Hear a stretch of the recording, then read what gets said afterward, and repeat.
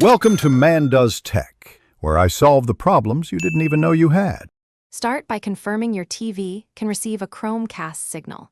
Use a Chromecast device or a smart TV with Chromecast built in. Make sure the TV and casting device are on the same Wi-Fi network. Open Chrome on your laptop or Android phone and update it to the latest version.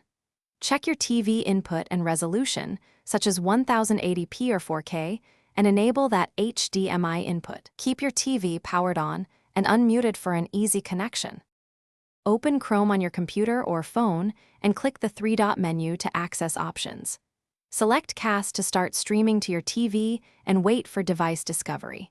Choose your Chromecast device by name from the list that appears. Pick Cast tab to send only the current browser tab to the TV.